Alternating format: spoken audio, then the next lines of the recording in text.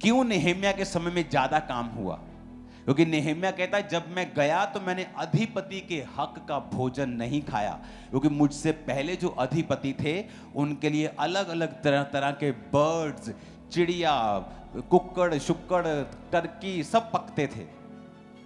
अलग अलग तरह का मीट पकता था, अलग तरह का खर्चा था। कहता मैंने वो अधिपति के हक मतलब वो खा सकता था, पर कहता और अधिक मैं काम कर पाऊं और कलीसिया पर भार ना हो, मैंने नहीं खाया। अगर मेरी एक बुक लिखी मेरे को सारे साल की रोटी दे सकती है तो मुझे आपसे रोटी लेने की जरूरत नहीं। बात लेवल की है।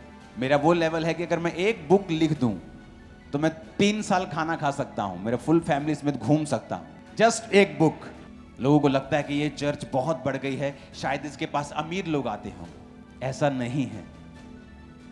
परमेश्वर ने हर एक को लिखा ए मेजर ऑफ फेथ दिया है।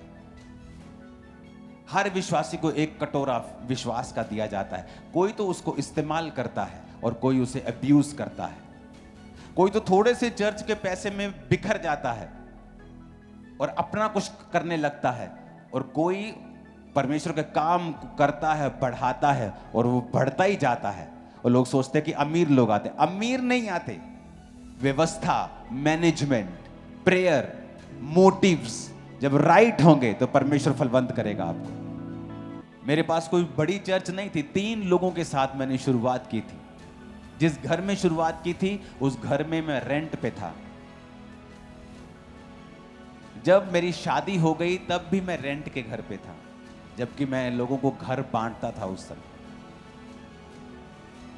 इमेजिन करो मेरे पास 50,000 लोग आते हों और आपका पास्टर रेंट पे हो, रेंट के घर पे। और यहां नए पास्टर्स आते मेरे पास और 50 लोग होते और बोलते पापा मुझे अपना घर चाहिए, मुझे अपनी गाड़ी चाहिए। और ऐसा नहीं था कि मैं कुछ सोच के बैठा कि मुझे नहीं रेंट पे, ऐसा कुछ नहीं था।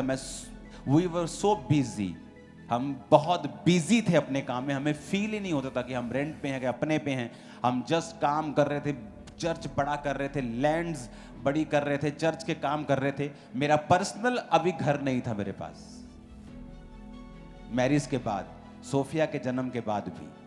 आप मेरे को 200 करोड़ दो, मैं देखूंगा भी नहीं 200 करोड़ को। मैं उसको लगा दूंगा, टीम को बोल दूंगा यहाँ यहाँ यहाँ, ये 200 कब्रिस्तान ले लो, 100 ये ले लो, 100 वो ले लो, जस्ट खत्म कर दूंगा।